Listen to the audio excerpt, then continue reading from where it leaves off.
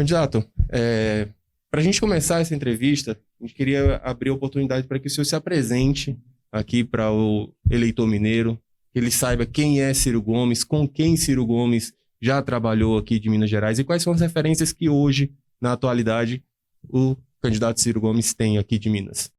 Bom, em primeiro lugar, eu gostaria de agradecer à Associação Mineira de Rádio e TV, a você, Diego, pela oportunidade que me dá de dar um abraço forte em toda essa gente querida, brasileiros, gente honrada, trabalhadora, humilde, né, hospitaleira das Minas Gerais, tanto da capital, nossa Belo Horizonte, como especialmente do interior. Eu que sou um homem do interior, e você pede que eu me apresente. Eu tenho muito prazer de fazer isso, nem todo mundo me conhece.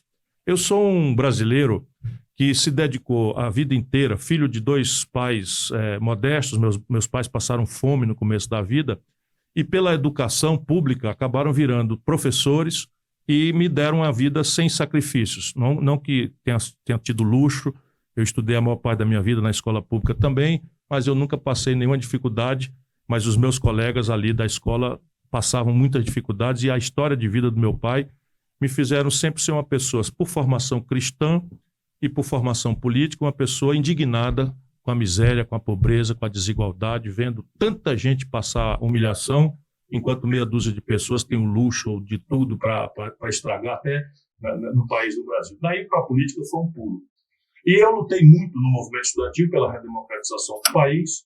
Tem uma fotografia que eu tenho muita honra, né, porque Tancredo Neves já era jovem deputado estadual, foi eleito a primeira vez com 25 anos de idade, e o Tancredo Neves me chamou aqui em Minas Gerais para me agradecer a luta que eu fiz em apoio a ele pela redemocratização lá no Ceará. Eu ainda muito jovem, saindo do movimento estudantil, virei deputado estadual.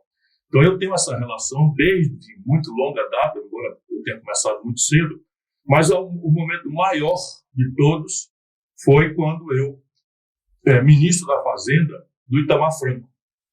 Pouca gente sabe, mas o Itamar Franco criou o Plano Real, a moeda que circula no Brasil, que vinha trocando praticamente de 5 em 5 anos, a gente trocava de moeda, porque a inflação ia para 1.000%, 2.000%, era um negócio de louco e tal.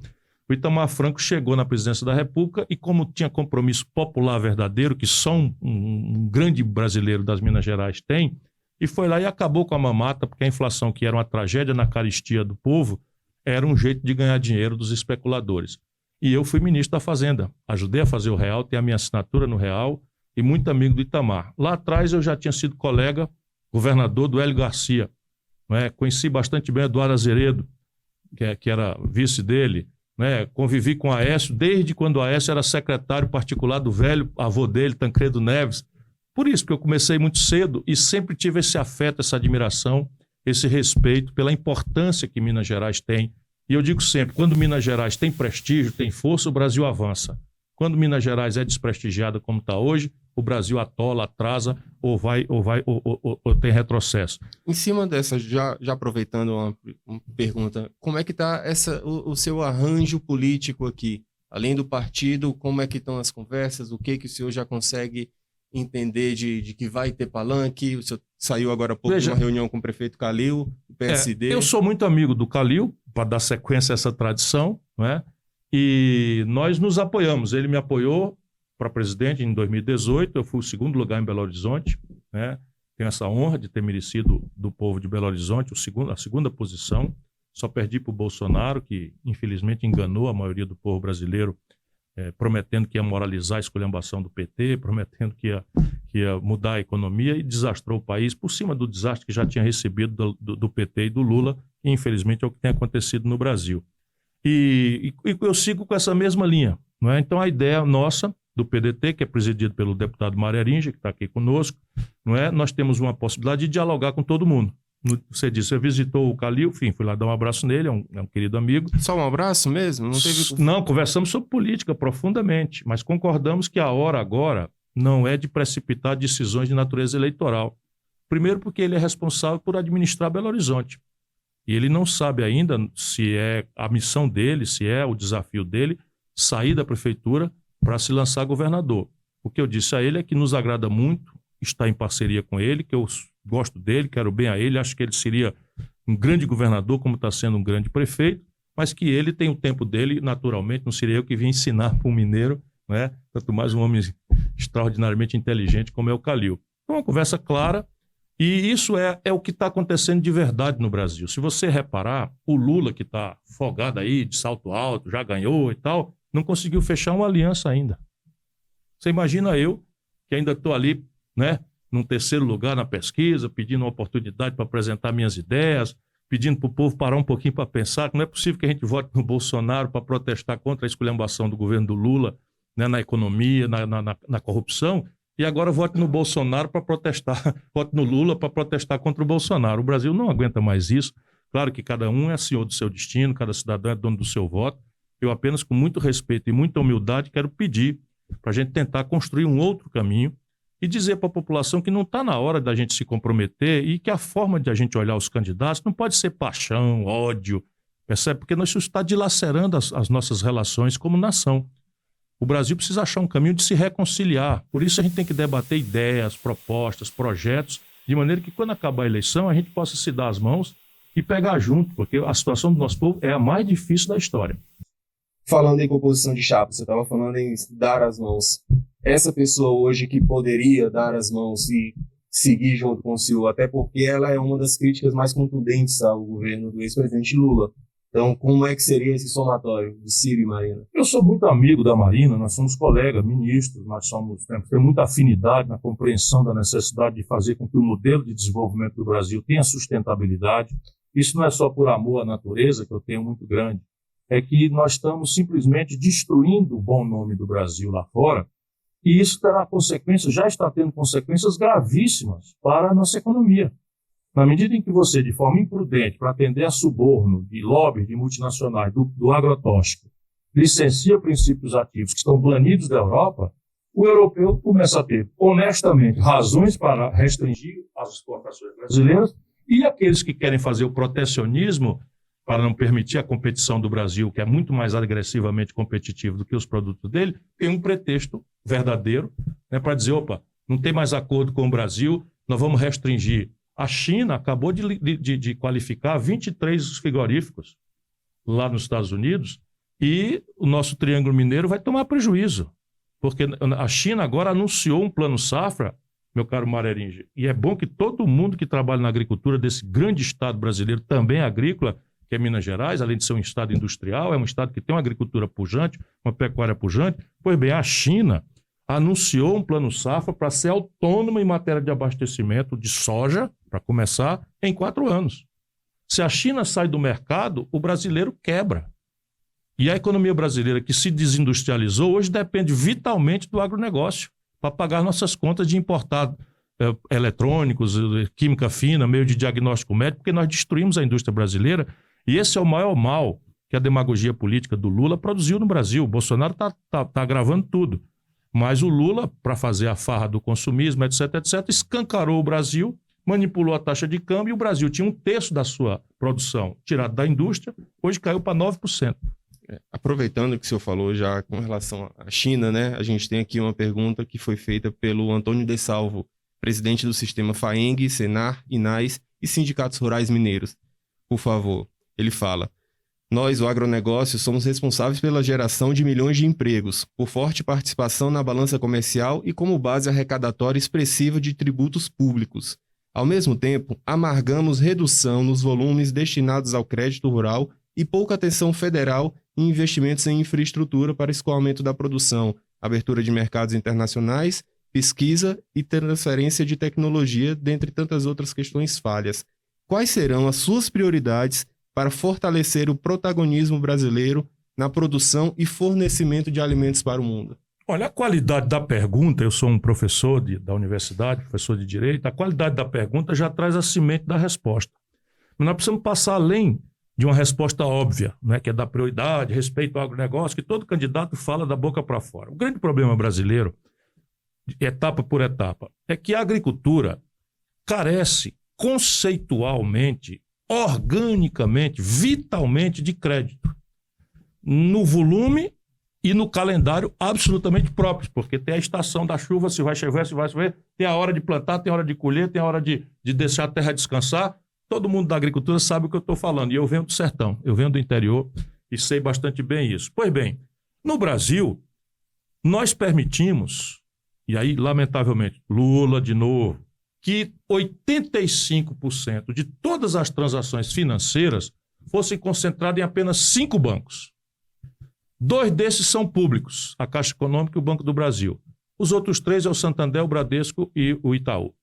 Nenhum país do mundo faz isso, porque se você concentrar todas as padarias na mão de 5 donos, eles fazem um jantar e combinam cobrar o preço do pão, e quem quiser comer pão que cai na mão deles, porque a concorrência acaba e isso liquida a principal virtude da livre iniciativa, que é a concorrência que garante ao consumidor a liberdade de escolher o melhor preço, o melhor produto pelo melhor preço pela concorrência. Pois bem, o mercado de crédito no Brasil não tem mais concorrência. E restam 2. Quando você chega, tem uma lei que obriga que os bancos tenham uma exigibilidade. Eu já fui ministro da Fazenda. Então é obrigado que o banco dos seus depósitos, etc., dos seus ativos, aplique na agricultura X%. Eu não sei o valor de hoje, porque isso vai mudando periodicamente. Vamos dizer 30% das suas exigibilidades daquela data da safra tem que ser aplicado na agricultura. O que é que os bancos fizeram no Brasil e ninguém diz nada? Porque eles mandam e desmandam em tudo e financiam os políticos e calam a boca de todo mundo e tal. O que é que eles fizeram? Cada um desses bancos criou uma agropecuária dele mesmo. E aí você tem um trânsito de empréstimo de contabilidade. O Banco A faz o empréstimo para a agropecuária do Banco B, que não pega um centavo só na contabilidade, e empresta para a agropecuária do Banco C, que empresta para a agropecuária do Banco D, que empresta para a agropecuária do Banco A. Só quem financia o agricultor verdadeiramente é o Banco do Brasil, com subsídio dado pelo Estado brasileiro. E aí o que está acontecendo hoje? O governo Bolsonaro está explodindo a taxa de juros como o governo do PT fez. Olha o que eu estou falando. A Dilma explodiu a taxa de juros, quem está nos ouvindo agora e sabe disso. 14,25% a taxa. O Bolsonaro já botou em 10,75% e vai subir para 12% já já. Isso é o maior juro do mundo, meu irmão. E não tem negócio de agricultura, de comércio, de indústria que pague juro dessa altura. Portanto, ou você subsidia ou você colapsa a agricultura. E aí vem o argumento dele. Eis o negócio do agronegócio carrega o Brasil nas costas. Não é verdade propriamente tantos milhões de empregos, nem muito menos imposto. Pagam muito pouco relativamente à média do mundo ou à média de outras atividades produtivas. Mas, do ponto de vista de divisa, se você separar as contas do Brasil, produtos industrializados que o Brasil compra do estrangeiro, cama de hospital, meio de diagnóstico médico, microfone, celular, sabe, tudo, remédio, etc. O Brasil compra tudo industrializado de fora. O buraco na conta é 130 bilhões de dólares por ano. Quem é que paga esse buraco? O agronegócio. Exportando e trazendo divisas para o país. E se o agronegócio colapsar, o país colapsa. Portanto, é preciso que a gente tenha clareza disso. O que não quer dizer que a gente não traga o agronegócio, os seus elementos líderes, para uma discussão sobre a sustentabilidade do modelo de produção brasileiro. Por quê? Porque, primeiro, não pode produzir matando o índio. Pode produzir destruindo biomas sensíveis, não pode produzir destruindo recursos hídricos absolutamente sensíveis. E o Brasil tem terra farta e sobrada para a gente fazer um zoneamento econômico e ecológico, lá vão as minhas respostas, para dizer, antes de mais nada, todo mundo conversando, aqui pode, aqui não pode. O senhor vai ter oportunidade de responder agora a Vanessa da Silva, que ela é presidente da Associação Nacional das Empresas de Biotecnologia. Por favor. Senhor candidato à presidência da República, Ciro Gomes, meu nome é Vanessa Silva da Silva, estou como presidente da Associação Nacional de Empresas de Biotecnologia e Ciências da Vida, Ambiotec Brasil.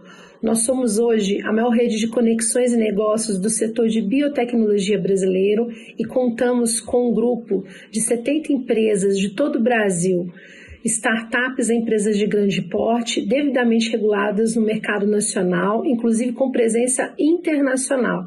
Temos em nossa rede também um grupo de pesquisadores, universidades e centros de pesquisa, que juntos querem enfrentar os desafios de ter uma economia mais justa, levando a bioinovação à nossa sociedade, seja no campo da saúde, da agropecuária ou do meio ambiente. Senhor candidato, o Brasil abriga 20% de toda a biodiversidade do planeta e o seu maior bioma encontra-se nas regiões norte e nordeste do Brasil. No agronegócio, nos destacamos na produção de grãos e biocombustíveis. Nós somos também referência na área de saúde humana e destaque na área de saúde animal no desenvolvimento e fabricação de produtos para diagnóstico in vitro. Somos referência em genética, genômica e medicina regenerativa. Contudo, somos extremamente deficientes e dependentes de insumos farmacêuticos, deixando vulnerável a nossa soberania nacional em termos de saúde. Isso daqui, lamentavelmente, todo mundo devia estar tratando disso. Eu sou o único candidato que está tentando chamar a atenção do povo brasileiro para a necessidade da gente ter um projeto nacional de desenvolvimento, que significa, assim, um diagnóstico, um plano, metas, objetivos, sabe? Quem vai fazer o quê, divisão de tarefa, de onde é que vem o dinheiro, quanto custa fazer as coisas e tal. Por quê? Porque a economia tradicional, com o passar do tempo, vai morrer. O emprego, como nós o conhecemos, da Revolução Industrial para cá, vai morrer. Por quê? Porque cada vez mais máquinas, robôs, algoritmos, aplicativos vão substituir, telemedicina, vão substituir, com 5G, por exemplo, os carros em Nova York já estão andando sem motorista. Então, o 5G permite que você tenha um ônibus automatizado sem motorista e sem trocador com a catraca eletrônica. E nós precisamos evoluir para aquilo que se chama economia do conhecimento. O único candidato que está falando isso sou eu. Isso tem a ver com uma porção de coisas. Tem a ver ancestralmente com uma mudança profunda no aparelho de educação do Brasil, que é, ainda que haja um sacrifício, um esforço notável dos nossos professores, não prepara nem para o trabalho, nem para a vida, nem para nada. É um decoreba raso que não prepara a mente do garoto. E tem uma evasão escolar de tão careta que é a escola, de 60 de cada 100 garotos abandonam o ensino médio antes de adquirir uma preparação para a vida ou coisa. Isso é uma coisa criminosa. Mas, na sequência, quando a gente tem uma ciência acumulada, vamos lá, o Brasil é o 13º país do mundo, isso é um lugar extremamente honroso, em produção de ciência. Então, não falta inteligência ao brasileiro. Está sendo expulsa, está indo embora, não tem oportunidade de ficar aqui, mas a UFMG, por exemplo, é um celeiro de inteligência, de pesquisa, enfim, e na área de biotecnologia, o Brasil tem protagonismos, apesar de tudo. Pois bem, somos o 13º país do mundo em produção de ciência. A gente estuda, descobre as coisas e faz um papel e bota na prateleira. Somos o 76º, ou lugar 76 no mundo, em matéria de patente, que é a transformação da ciência em tecnologia e a tecnologia em oportunidade de emprego, salário, renda e de empreendimentos. Qual é a explicação disso? Tudo. O país destruiu os seus mecanismos de financiamento. O país não cuida, não há uma estrutura de fomento, de capacitação gerencial. O país não tem uma estrutura de acesso a mercado. Por quê? Porque quando entra uma ideia no mercado, ele vai competir ou de forma inovadora com quem não fez nada ainda, e todo mundo desconfia que uma coisa que nunca ninguém fez, talvez também não vá dar certo. Isso é o sentido da inovação, é exatamente esse esforço que o mundo faz. Nasceu a Apple assim, nasceu a Microsoft assim. No Brasil, se o Steve Jobs tivesse nascido aqui, hoje estava vendendo sanduíche, provavelmente numa praça, com todo o gênio inteligente, porque não tem. E aí você vê um mecanismo de financiamento, no Brasil só tem o crédito e é o mais caro do mundo. Como é que você pode tomar dinheiro emprestado sem ter garantia, que é a característica do primeiro empreendedor, do cientista, do intelectual, do acadêmico que dominou uma ciência? No mundo já se avançou para eles chamam em inglês, porque não temos nem a palavra em português, Venture Capital, Seed Money, Angel Money, que é um tipo de financiamento que não é crédito, não exige garantia e nem cobra juro. É uma espécie de parceria estratégica em que você aposta na inovação e se associa com ela. Se der certo, você se remunera. O cara botou R$1.000 no Facebook, hoje vale R$1 bilhão o que ele botou lá. Mas o outro que botou R$1.000 numa coisa qualquer que fracassou, fracassou. O que é que tem que construir isso? É um fundo que, ao acertar a mão em um, paga o prejuízo de 99. Isso o governo tem que fazer, mas o Brasil, na mão do Lula, do PT e tal, destruíram a estrutura de financiamento da economia brasileira, deixando apenas viva, para os bancos ganharem dinheiro, a estrutura de financiamento do consumo. E aí o que aconteceu? Todo mundo foi para o consumo, foi bom, todo mundo tem uma lembrança agradável, foi muito bom, etc. Só que agora 72% das famílias brasileiras estão endividadas, é o maior endividamento das famílias da história. 6 milhões de empresas estão endividadas na antessala do Serasa, na antessala de quebrar, e 63 milhões e 700 mil irmãos nossos, muitos que estão nos ouvindo, humilhados com o nome no SPC. É preciso consertar isso. Pergunta do Valmir Rodrigues da Silva, presidente da Federa Minas, Federação das Associações Comerciais e Empresariais do Estado de Minas Gerais. Nós temos no Brasil um dos sistemas mais complexos em relação às questões tributárias, tanto no emaranhado de leis quanto na própria redação das leis. Como candidato à presidência, o que você pensa em fazer para criar um ambiente onde os empresários tenham a certeza de que estão fazendo o que é certo. Porque hoje gasta-se muito mais recurso na geração do imposto do que no próprio imposto. O Brasil precisa simplificar, segundo ele. O que o candidato pensa da simplificação da quantidade de leis e na simplificação das próprias leis? Eu primeiro peço com muita humildade que o cidadão procure saber o que é que eu já andei propondo e andei fazendo. Se eu estou pedindo para ser presidente do Brasil, é preciso que as pessoas olhem as minhas ideias, se eu tiver essas ideias, e para as pessoas olharem se tem coerência, porque eu já fui governador, já fui ministro da Fazenda, já fui prefeito de uma capital, e eu não estou falando isso senão para apresentar o meu currículo e pedir uma atenção das pessoas. Então eu sou um único candidato, de novo, isso é lamentável, todos deviam ter uma proposta, que tem uma proposta absolutamente escrita de sistema tributário, perseguindo esses valores que estão aí. Primeiro, a justiça fiscal. Primeira questão que não está na pergunta, é preciso dizer, no Brasil, só quem paga imposto é a produção, incluído o comércio dentro, a família pobre e a classe média. O paraíso fiscal dos super ricos no mundo é aqui no Brasil. Exemplo prático. O mundo inteiro cobra imposto sobre lucros e dividendos empresariais, o Brasil não cobra. Quando eu era ministro da Fazenda do Itamar, eu cobrava. Por que um jornalista como você morre com 27,5% de imposto de renda na fonte e um banqueiro que ganha na pessoa física R$1 bilhão, bota no bolso e paga zero? O Brasil tem um sistema de tributo tão injusto, que você, hoje, na cesta básica, você dispensa o imposto de salmão, filé mignon e queijo suíço. Qual é a explicação para você botar na cesta básica? Você já viu algum pobre comendo salmão, queijo suíço? Tudo lobby, corrupção e ladroeira. A renúncia fiscal no Brasil é 350 bilhões. E aí, resultado, quando você faz esses favores e a pressão por despesa pública, especialmente juro, cada pancada dessa, meu irmão, do comércio, que o Banco Central dá de 1,5% na taxa Selic, vai para a conta do Tesouro Nacional. 60 bilhões de reais por ano custa 1,5% de juro. E aí, ou se a gente falar em reforma tributária sem falar na despesa, numa hora em que o país está com déficit estrutural monstruoso, é mentira. Isso é o que os políticos têm feito, enganado as pessoas. Daí adiante, outras coisas têm que ser alcançadas. Como é que a gente faz isso? Eu proponho que seja em linha com as melhores práticas internacionais e em linha com a melhor ciência que está escrita e experimentada no mundo. Eu fui professor de direito tributário na universidade. Então vamos lá. Comércio. O comércio hoje paga 5 tributos com a mesma lógica de valor agregado. Comércio não. Os serviços em geral. 5 impostos. O mundo cobra um só. Então nós temos PIS, COFINS, ISS, ICMS e IPI. 5 tributos cuja lógica é o valor agregado. O mundo cobra um, chama IVA. Imposto sobre Valor Agregado. Eu propus isso em 1995 num livro chamado O Próximo Passo, uma alternativa prática ao neoliberalismo, e nunca o PT propôs, nunca o Fernando Henrique propôs. Por quê? Porque, veja bem, o sistema de impostos hoje está montado para transferir renda de quem produz e trabalha, os comerciantes sabem disso nas costas, para meia dúzia de especuladores das finanças no Brasil. Esse é o jogo. Não vai ter reforma tributária se a gente não entender isso. Por quê? Porque o comerciante, o empresário, quer diminuir a carga tributária.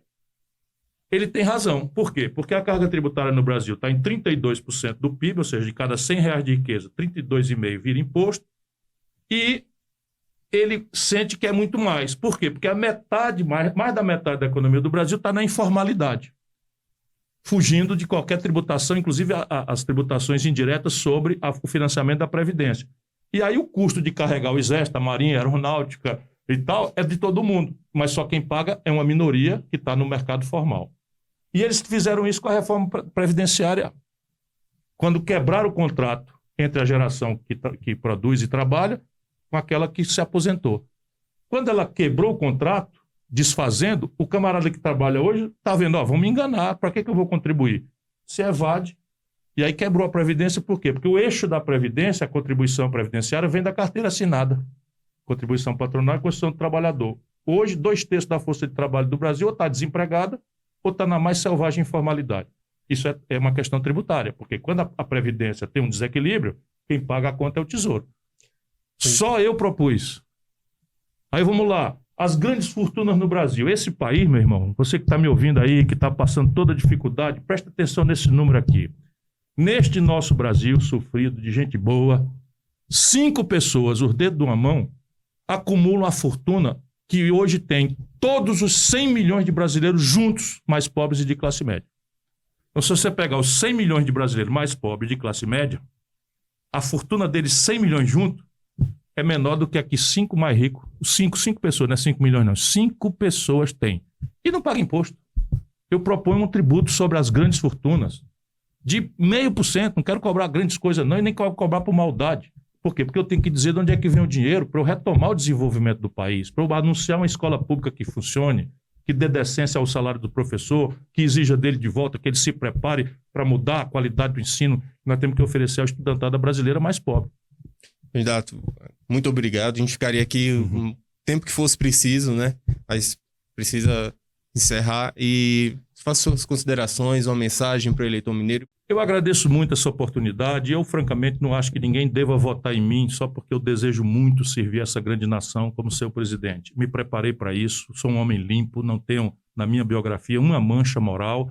Todas as missões públicas que eu recebi, saí pela porta da frente com uma aprovação recorde no país, governador, prefeito, ministro, não é? Comandei a economia do Brasil, ajudei a fazer o real, mas o que eu posso pedir hoje ao povo brasileiro são 2 coisas. Primeiro, não é razoável, cada um é livre, cada um é senhor do seu destino, e eu peço a Deus que ilumine a minha palavra e que ilumine essa grande nação para que ela decida como ela achar melhor. Mas, por favor, me permitam, com todo respeito e humildade, pare um pouquinho para pensar.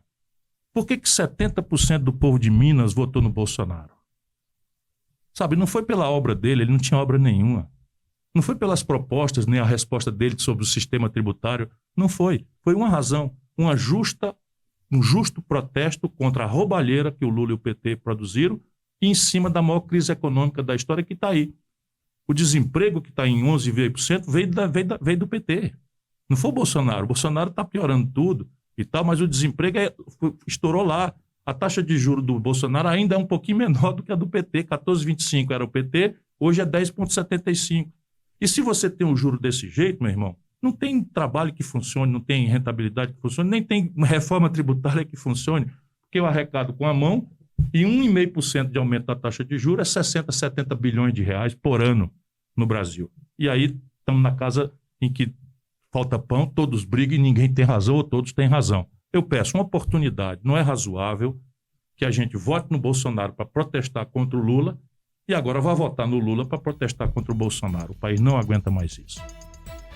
Muito obrigado, candidato. Obrigado, meu irmão. Obrigado a todos.